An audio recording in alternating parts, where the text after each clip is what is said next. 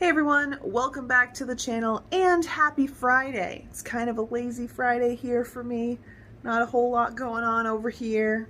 Got comfy clothes and sweatpants on, but that doesn't mean we're not being productive. And actually, we were really productive today because something happened I wasn't expecting, and I'm going to tell you all about it.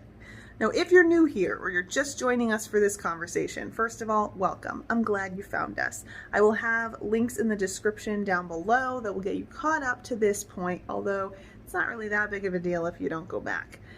Here's the long and short of what's going on though. So I've recently mentioned that I'm planning a trip to Disney. It's going to be like 2-ish weeks. The first week, I'm not staying at a Walt Disney World Resort hotel. I'm staying somewhere nearby but off property.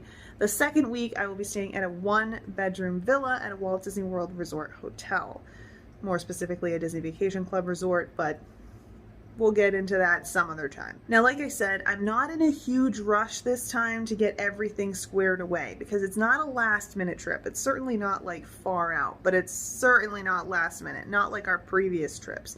So I'm kind of chill, kind of going through this one step at a time. And I was just hanging out today, trying to get some stuff resolved, put down some like basic details into my planner.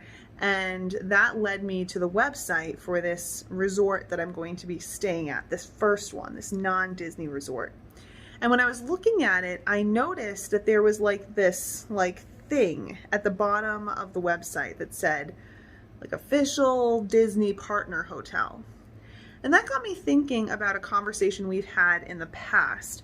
I don't remember exactly where it was. It was like a brief in passing thing where I mentioned that summer 2021, I stayed at a Disney Good Neighbor hotel, and I'm not exactly sure what that's supposed to mean. I mean, in my mind, it means that it's like some sort of approved hotel that should be, like, should stand out, I suppose you could say, above the rest. And it really didn't. Anyway, I guess that's another conversation for another day. But when I saw this, I was like, ooh, this is a different category. I've never heard of this category before. I mean, I've never really paid attention, but I certainly never heard about it. So let me look a little bit more into this. And I didn't get very far. If I'm being perfectly honest with you, I didn't get very far at all because like a light bulb went off and I was like, ooh, I wonder if this hotel is one of those participating hotels that Walt Disney World lists on their website for things like early theme park entry and extended evening theme park hours, or whatever they're calling it nowadays. So immediately I went over to the Walt Disney World website. My fingers were going a mile a minute, and I found out that it actually is one of those hotels. So it's a participating hotel. And that means in order to take advantage of those benefits, I need to link that participating hotel to my Disney Experience app. Whew. How are we going to manage that? So I want to tell you how I did that, some of the issues I ran into, and, you know, just share some of my thoughts. So when I booked this hotel, this first week-ish, at this off-property, non-Disney hotel, I did it through hotels.com. And this has been my go-to when booking hotels. There are a few exceptions when I'll just book directly through the hotel's website, but usually some sort of third party is the way to go. I could have more discussions about that some other time. Anyway, I booked through hotels.com. It's just my go-to. And I didn't think anything of it. I didn't think, you know, maybe I should look more into this or anything like that. I just was like, all right, so now I have that hotel, I'm good to go. But knowing that I need to put it into my Disney Experience app means I need a confirmation number. Now, the first thing I did was try my hotels.com confirmation number, and it didn't work, which I'm not surprised that it didn't work. For those of you who aren't familiar with what I'm talking about, I think I should take a step back. If you book a hotel not through Walt Disney World, you can still add certain hotels to the My Disney Experience app. All you have to do is go to like future plans, and then you can scroll down to the bottom and it says link account or link reservation or whatever. Click on that and it'll expand, ask you what you want to link, hit hotel, and it's going to ask for a confirmation number as well as the last name on the reservation. So I tried the confirmation number from hotels.com and my last name didn't work, not surprised. So my next course of action was to contact the hotel directly and ask for their confirmation number, what my confirmation number would be like for them.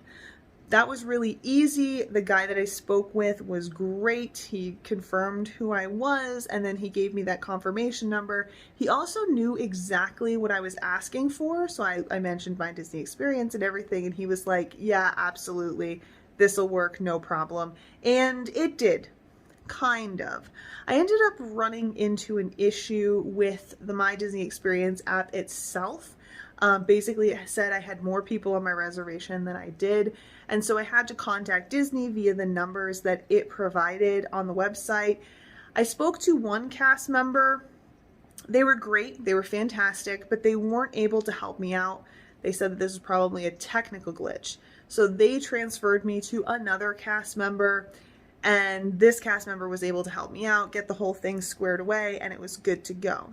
So now that that's done, I should be able to do a few different things that I didn't think I was going to be able to do.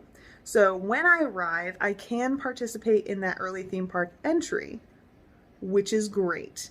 So I can get that extra 30 minutes. That's going to give us the opportunity to rope drop, which is nice. I know that if you are staying off property, you don't get that extra 30 minutes unless you're staying at a participating hotel. And that can be a big disadvantage. We're going to talk about that more later when we get into like strategy and like planning the actual days of a trip. But this also should give me the opportunity to book my dining reservations if I want any, and book park pass reservations with this hotel reservation versus having to use my like 5 annual pass reservations, which is kind of nice. So we're going to get more into that some other time. Like I said, we're talking about everything. And we're taking our time with it because there's no need to rush for this one. But that's what I wanted to share with you today. I wanted to tell you, like, check. Actually, I should probably sum it up with like a real definitive, like, words of wisdom here.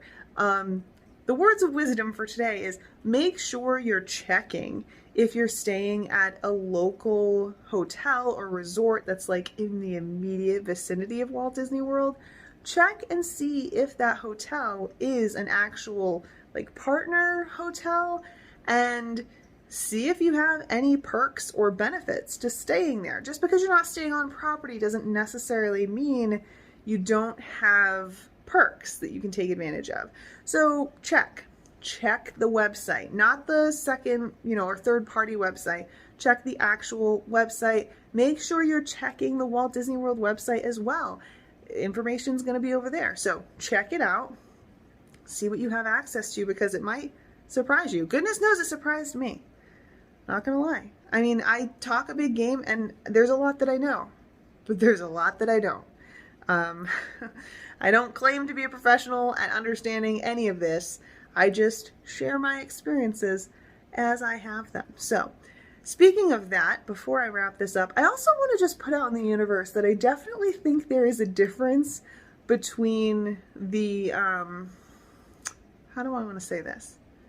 There's a different caliber of magic that you're getting when you talk to cast members who aren't Disney Vacation Club cast members. As a Disney Vacation Club member, I talk to DVC cast members a lot and DVC member services a lot, and I have often had negative experiences where they seem very useless and grumpy. Look, I'm just telling you my experience. Today, I had the most positive experience talking to cast members that were just generic cast members. That doesn't sound right. They weren't DVC cast members. They were just regular old vacation planning tech services cast members. And goodness, were they amazing. I had 2 different people I talked to today. And even though the first one wasn't really able to help me and had to transfer me to someone else, man, it felt magical. Even when I got off the phone with the second cast member, I had the biggest smile on my face. It felt great to talk to someone who was happy and pleasant and really wanted to make this a great experience. And it's not always the case when I talk to DVC people, just saying. But we're going to talk about that some other time because I do want to get into that. It's probably like part 3 of challenges of being a Disney Vacation Club member. But anyway, I'm leaving it at this today. So let me know your thoughts. If you've ever stayed at an off-property hotel that actually had Disney benefits, let me know your thoughts in the comments down below. Let me know where it was and how you felt about it. Also, do you check when you book your hotels, if you stay off property? Do you often find yourself checking to see if there's any perks? I'd love to know your thoughts in the comments, but that's all for now. Thanks for watching, and I'll see you in the next one. Enjoy the rest of your Friday. Bye.